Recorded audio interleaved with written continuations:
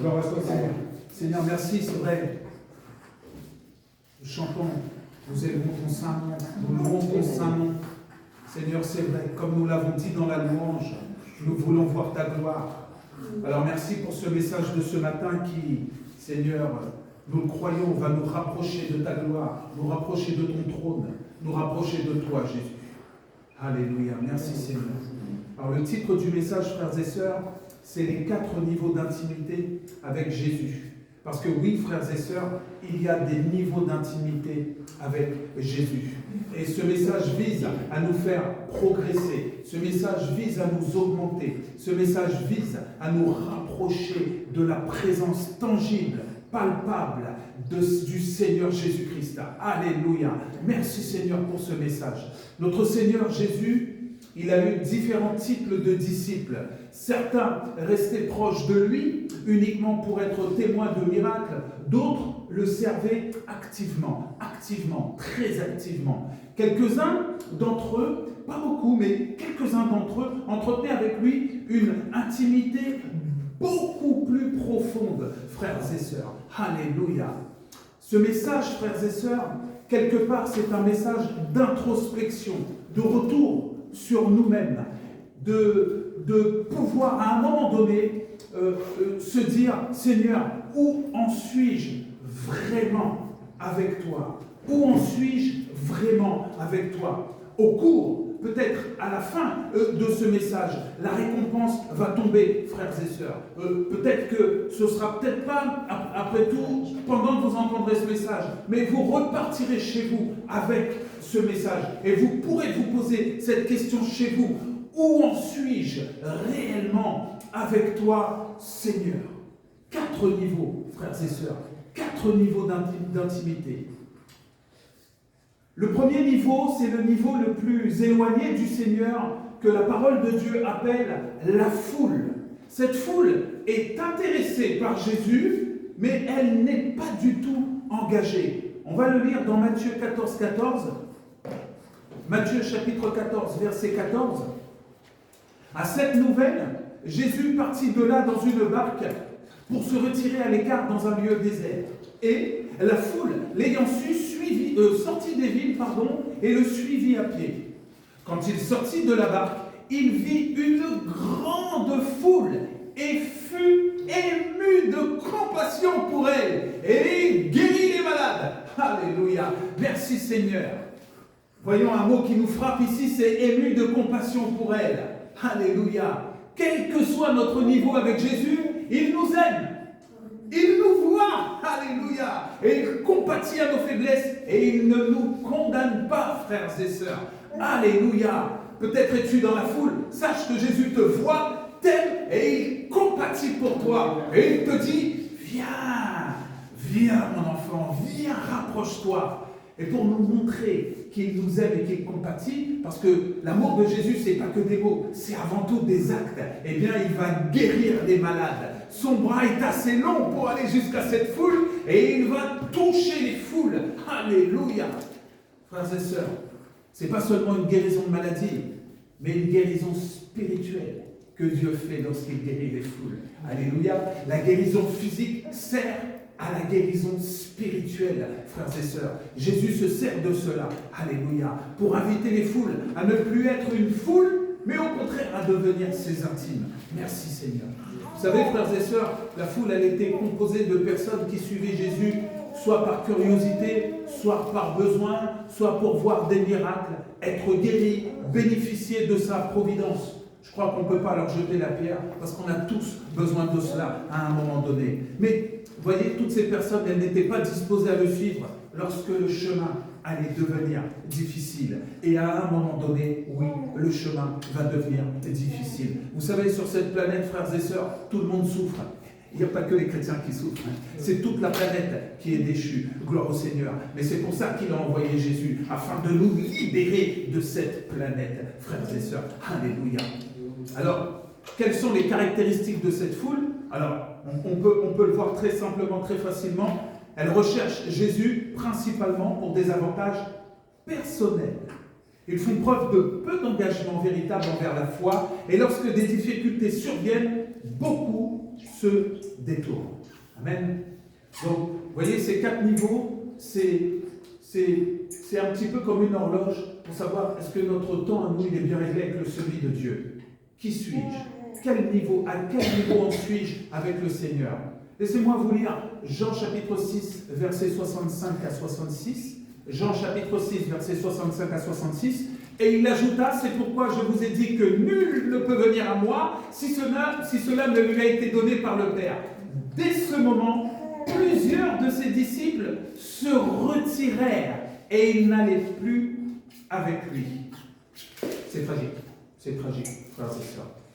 Voilà le premier niveau, la foule, qui est éloignée, et on peut le dire qui est là plutôt par intérêt. Le deuxième niveau, qui lui est un peu plus proche du Seigneur, on va les appeler les 72 disciples. Alléluia. Les 72 disciples envoyés pour servir, mais encore à distance, frères et sœurs. On le voit dans Luc chapitre 10, du verset 1 à 2. Luc chapitre 10 du verset 1 à 2. Après cela, le Seigneur désigna encore 70 autres disciples. C'était 70, pas 72, autant pour moi. Et il les envoya 2 à 2 devant lui dans toutes les villes et dans tous les lieux où lui-même devait aller. Donc ils étaient des ambassadeurs du Christ. Et il leur dit, écoutez bien frères et sœurs, la moisson est grande. Amen. La moisson est grande, mais il y a peu d'ouvriers. Priez donc le maître de la moisson d'envoyer des ouvriers dans sa moisson. Là, c'est la parole que Jésus va donner aux 70 disciples qu'il va envoyer. Alors, quel est le rôle des disciples? Eh bien, tout simplement d'aller travailler dans la moisson. Et quelle est la définition de cette moisson? Récolter les âmes que Jésus a préparées. C'est le rôle et la définition de ces disciples et de cette moisson. Alors, frères et sœurs, la parole de Dieu nous le dit, c'est des petits mots comme ça qui n'ont l'air de rien. Mais quelle est la taille de cette moisson? Parce que la taille va définir son importance. Eh bien, il est écrit grande, car beaucoup d'âmes lui appartiennent, frères et sœurs. La moisson est grande. Le Seigneur a besoin de beaucoup de disciples. C'est la raison pour laquelle ce message est transmis ce matin, pour savoir où nous en sommes. Suis-je efficace dans mon appel? Suis-je efficace dans ma relation avec le Seigneur? Contrairement à la foule, les 70 disciples furent appelés à servir. Nous sommes appelés à servir, frères et sœurs.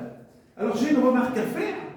Plus on se rapproche de Jésus, plus on le servira et plus il nous confiera de responsabilités. Alléluia.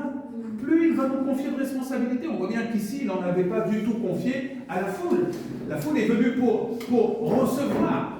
Mais ici, les 70 disciples viennent pour recevoir, mais aussi pour donner, pour servir. Luc chapitre 16, verset 10. Luc chapitre 16, verset 10. Celui qui est fidèle dans les moindres choses, l'est aussi dans les grandes. Et celui qui est injuste dans les moindres choses, l'est aussi dans les grandes, frères et sœurs. Ces 70 disciples, il est écrit que Jésus les envoya prêcher, guérir les malades, chasser les démons. Et c'est ce qu'ils ont fait. Merci Seigneur. On voit déjà, frères et sœurs, ici, avec ce niveau-là des 70 disciples, qu'il y a une activité, une puissance surnaturelle qui commence à opérer, qui va commencer à s'exprimer. Cette puissance surnaturelle, frères et sœurs, c'est un indicateur. Alléluia, c'est un indicateur. Alors, quelles sont les caractéristiques de ces 70 disciples? Eh bien, ce sont des disciples actifs dans l'œuvre de Dieu.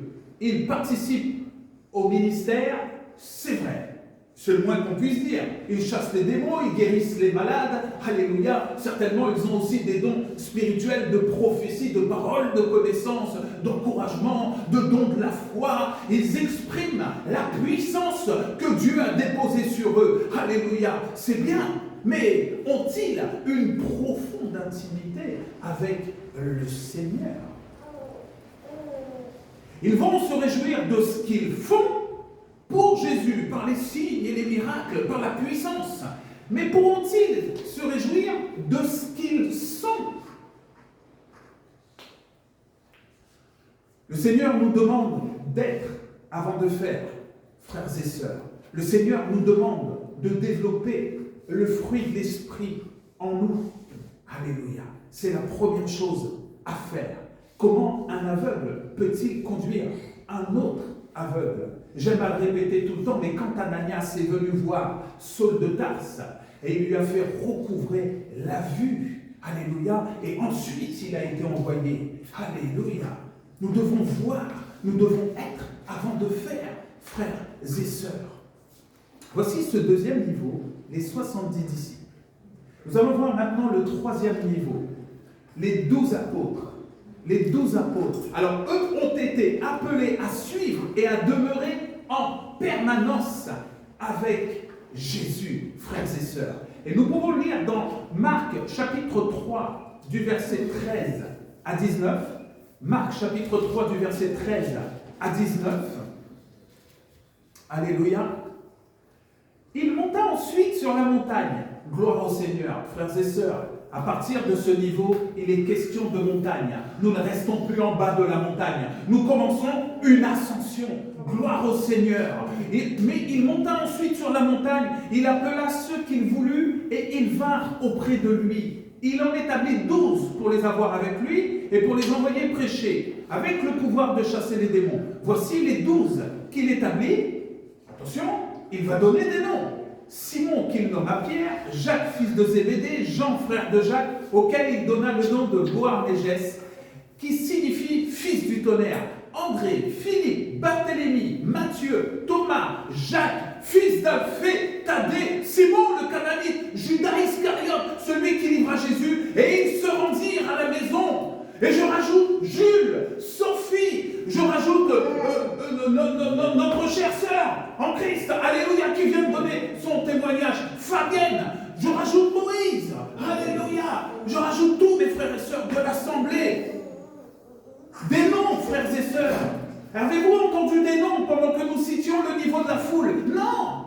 Avez-vous entendu des noms lorsque nous citions l'autre niveau des 70 disciples? Non. Mais à partir de ce niveau-là, les noms commencent à tomber. Alléluia. Gloire au Seigneur. Frères et sœurs, remarque, ceux qui sont appelés sont désignés par leur nom. Ils sont connus de Dieu. Oh, alléluia. Ils sont connus de Dieu, frères et sœurs. Nous devons être connus de Dieu parce qu'il y a des exemples de personnes que Jésus ne connaît pas. Il y a des exemples de personnes dans la parole de Dieu qui n'entreront pas dans le royaume de Dieu. Écoutez ça. Matthieu chapitre 7, versets 22 à 23. Matthieu chapitre 7, du verset 22 à 23. Plusieurs, frères et sœurs, ce passage est d'une tristesse.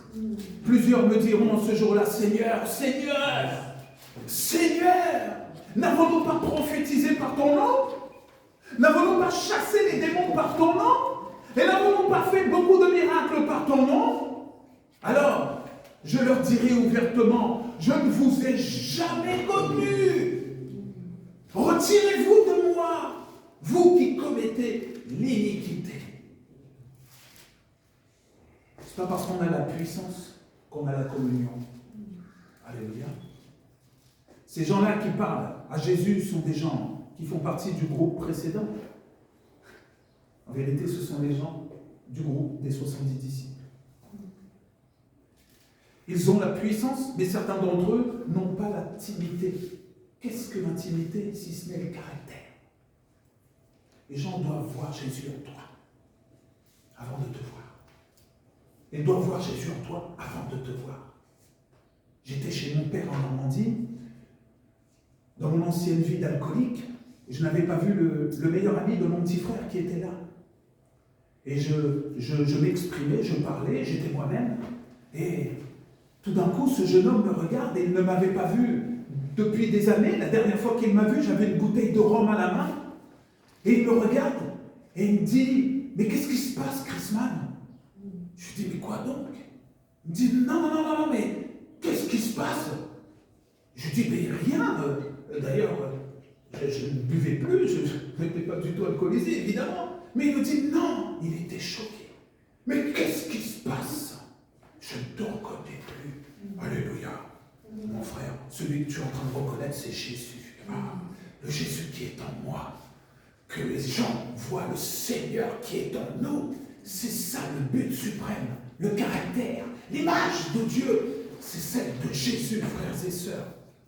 Les 12 disciples ou apôtres ont été choisis pour suivre de près avec Jésus tous les jours. Tous les jours. Dès que je me lève, je le vois. Dès que je me couche, je le vois. Dès que je mange, je le vois. Il est là en permanence. Jésus, c'est une permanence, frères et sœurs. Alléluia. Ils ont été au bénéfice d'un enseignement beaucoup plus profond. Gloire au Seigneur. Ils ont partagé la vie personnelle du Seigneur. Ils ont pu le voir, l'entendre, le toucher, le serrer contre eux. Ils ont pu être au bénéfice du Seigneur. Alléluia. Ces gens-là, ces 12 disciples, ils ont été préparés à poursuivre sa mission après son départ. Parce que ça aussi, c'est le but, frères et sœurs, que nous poursuivions la mission de Jésus après son départ, les amis. Préparés à travailler dans la moisson. Un chrétien à la retraite, ça n'existe pas. Un chrétien au chômage, ça n'existe pas. Ce ne sont pas les critères du royaume, frères et sœurs. Tellement de futurs frères et sœurs attendent l'évangile, attendent de plier les genoux, attendent de se repentir, attendent de confesser leurs péchés. Combien de frères et sœurs sont encore prisonniers, frères et sœurs? Alléluia! Ce message est un message de libération, de délivrance, pour nous délivrer, afin que nous allions délivrer. Gloire au Seigneur! Quelles sont les caractéristiques de ces 12 disciples? Ils reçoivent leur réma. Oh, Jésus! Ils reçoivent des rémas, des paroles directes de la bouche du Seigneur. Les ordres directement de notre Dieu. Directement, frères et sœurs, sans intermédiaire. Alléluia. C'est bien là la différence entre la religion et la relation. Nous n'avons pas d'intermédiaire. Nous n'avons pas besoin d'intermédiaire. Nous avons déjà reçu notre intermédiaire entre Dieu et nous. C'est Jésus-Christ de Nazareth. Alléluia. Ces disciples, ces 12 disciples sont formés directement par lui pour un but plus grand et restent fidèles, même face aux difficultés. Mais ces 12 ne sont pas parfaits. Il y en a un qui faudra et qui quittera le groupe. Donc 12 moins 1 égale 11. Judas quittera le groupe. Alléluia. Frères et sœurs, nous avons vu les 3 premiers groupes et vous avez pu vous constater que nous sommes en train de nous rapprocher du Seigneur. Nous nous rapprochons du Seigneur. Alléluia. Que chacun d'entre vous ce matin se rapproche du Seigneur. Rapprochez-vous de Dieu. Il nous attend. Les bras grands ouverts. Viens ma fille, viens mon fils. Je t'amène en haut de la montagne. Alléluia. Et ce 4e niveau, c'est le haut de la montagne. Pierre, Jacques et Jean, les plus proches de Jésus. Marc chapitre 5, verset 37. Et il ne permit à personne de l'accompagner. Waouh! Merci Seigneur. Il ne permit à personne de l'accompagner. Puissions-nous ne faire pas partie de ce groupe ou de personnes qui n'accompagnent pas le Seigneur, si ce n'est à Pierre, à Jacques et à Jean, frère de Jacques. Voyez comme la parole nomme celle qu'elle connaît. Le Seigneur nomme ceux qu'il connaît par leur prénom. Alléluia. Pourquoi avoir permis à ces 3-là de le suivre et pas aux autres? Mais parce que l'être entier de ces 3 disciples était tourné vers le Seigneur. Leur soif, leur faim, leur passion, leur vie était totalement abandonnée avec le Seigneur. Ils sont arrivés, ils marchaient dans un désert aride de leur vie. Et ils sont arrivés au bord d'une rivière. Et la rivière leur a dit: rentrez dans moi et laissez-vous couler, emporter totalement. C'est ce que Jésus nous demande de faire, de nous emporter totalement dans les eaux vives, de lâcher prise, d'arrêter d'essayer de contrôler et de lui laisser le plein contrôle de notre dessein, de nos vies, de nos existences. Abandonnons nos plans et entrons dans les plans du Seigneur. Alléluia. Parmi les 12, ces 3 furent invités à expérimenter. La vie de disciple n'est pas une vie de théorie, une vie intellectuelle, une vie théologique. Même si la théologie c'est bien, on en a besoin, mais quand même, la vie avec Jésus c'est une expérience de tous les jours, frères et sœurs. À expérimenter des moments de révélation uniques avec Jésus, uniques. Ces 3-là ont pu assister à des choses extraordinaires. Ils ont pu assister à la résurrection de la fille de Jairus. Ils ont pu assister à Jésus qui était dans Gethsémane. Ils étaient présents avec lui pendant sa plus grande angoisse, frères et sœurs. Mais il y a aussi un autre moment où ces 3 frères ont été présents avec Jésus, où personne d'autre sur terre n'a pu être là pendant la transfiguration de Jésus, frères et sœurs. Quel passage absolument magnifique. Laissez-moi vous le lire afin que nous puissions prendre la pleine mesure, la pleine conscience que de ce que c'est que de se retrouver en haut de la montagne, au plus proche de la gloire du Seigneur. Matthieu chapitre 17 du verset 1 à 9. Seigneur, bénis ta parole. 6 jours après, Jésus prit avec lui Pierre, Jacques et Jean. Le Seigneur veut te prendre avec lui, mon frère, ma sœur. Et il les conduisit à l'écart sur une haute montagne spirituelle, dans l'esprit. Il fut transfiguré devant eux. Quelle gloire, quel cadeau incommensurable. Son visage resplendit comme le soleil et ses vêtements devinrent blancs comme la lumière. Et voici, Moïse et Élie leur apparurent s'entretenant avec lui. Pierre, prenant la parole, dit à Jésus, Seigneur, il est bon que nous soyons ici. Si tu le veux, je dresserai ici 3 tentes. Une pour toi, une pour Moïse et une pour Élie. Comme il parlait encore, une nuée lumineuse les couvrit. Et voici, cette nuée lumineuse, c'est la tente céleste. Nous n'avons pas besoin de tente terrestre. Merci Pierre pour ta tente, mais nous avons déjà une tente céleste. Alléluia. Et voici, frères et sœurs, une voix, mais quelle voix, fit entendre de la nuée ces paroles. Celui-ci est mon fils bien-aimé, en qui j'ai mis toute mon affection. Écoutez-le. Lorsqu'ils entendirent cette voix, les disciples tombèrent sur leur face à cause de la gloire et furent saisis d'une grande frayeur. Mais Jésus, s'approchant, les toucha. Il les toucha. Que le Seigneur te touche ce matin, mon frère, ma soeur. Et il dit, levez-vous et n'ayez pas peur, frères et sœurs. Ils se levèrent, ils levèrent les yeux et ne virent que Jésus seul. Parce que tout le Père est dans Jésus seul. Toute la gloire est en Jésus seul. Alléluia. Comme ils descendaient de la montagne de gloire, Jésus leur donna cet ordre. Ne parlez à personne de cette vision jusqu'à ce que le Fils de l'homme soit ressuscité des morts. Alléluia. Et puis, tu sais, si tu vas parler de cette vision au groupe des 12, vont-ils te croire? Si tu vas parler de cette vision au groupe des 70, est-ce qu'ils vont te croire? Quoi? Tu as vu Élie, Moïse? Tu es pas un peu fou? Ils sont morts. Ils sont morts ici, mais là-haut, ils sont vivants. Parce qu'ils sont dans la gloire. Si tu vas parler de cette vision à la foule, ils vont nous prendre pour des fous. La prédication de la croix est une folie pour ceux qui périssent. Mais pour nous, c'est la puissance de Dieu. Alléluia. Frères et sœurs, à ce niveau du haut de la montagne, à ce niveau d'intimité, il n'est plus question d'aller chasser les démons. Il n'est plus question d'aller guérir les malades. Ça, c'est plus bas, mais plus haut. Il y a une gloire supérieure, les amis. Ici, frères et sœurs, il est question d'entendre Dieu. Il est question de voir Dieu. Il est question de se laisser toucher par Dieu. Il est question de quitter la terre et d'aller dans l'esprit. Et l'esprit, c'est le haut de cette montagne. Frères et sœurs, Dieu s'expérimente.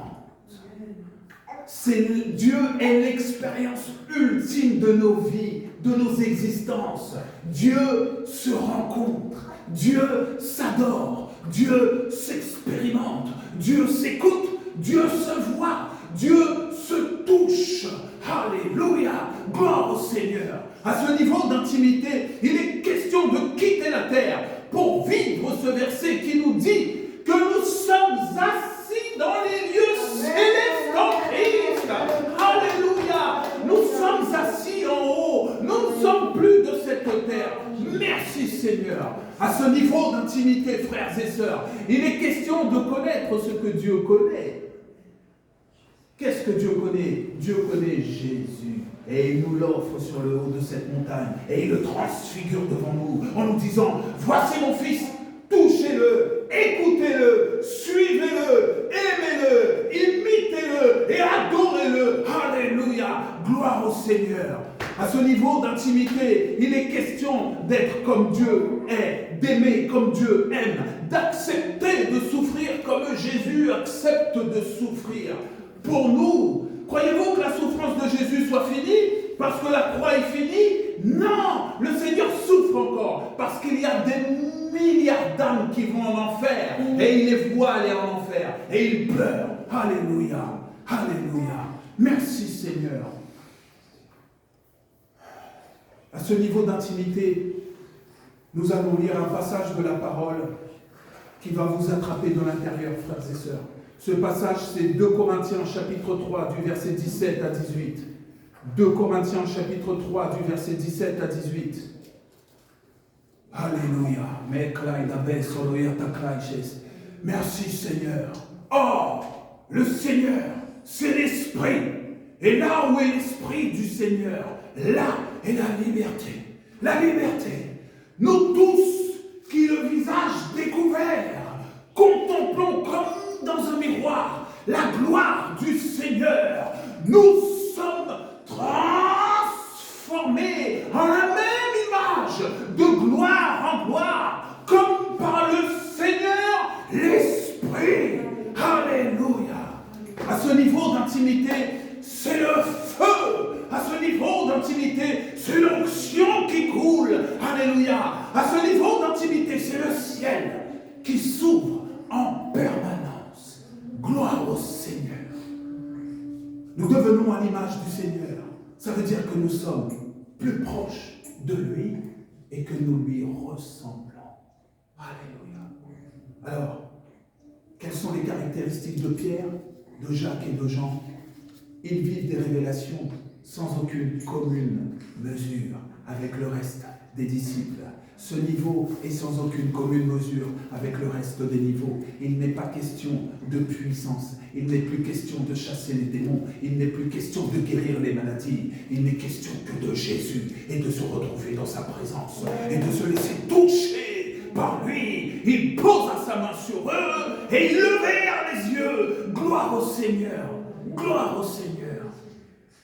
Frères et sœurs, Jésus nous appelle à ces moments-là. Quel moment? Rencontrer Dieu.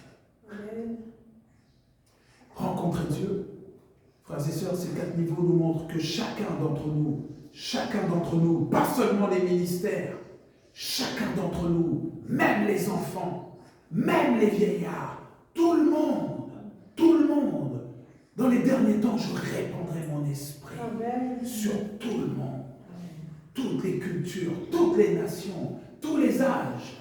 Alléluia. Malheureusement, tous ne choisissent pas d'aller plus loin avec le Seigneur. Beaucoup restent dans la foule, d'autres servent dans la puissance, mais pas dans l'intimité. Seuls quelques-uns recherchent une relation vraiment étroite avec Jésus-Christ. Jésus nous invite tous, frères et sœurs, sans exception, il nous invite tous à une véritable intimité. La décision de nous rapprocher de Jésus ne lui appartient pas. Elle nous appartient. Il a déjà ouvert cette voie par son sang et il veut nous rapprocher du Seigneur. Et il nous dit ce matin, approchez-vous de moi, vous tous, qui êtes fatigués et chargés. Et moi, Jésus, je vous donnerai du repos. Gloire au Seigneur. Alléluia.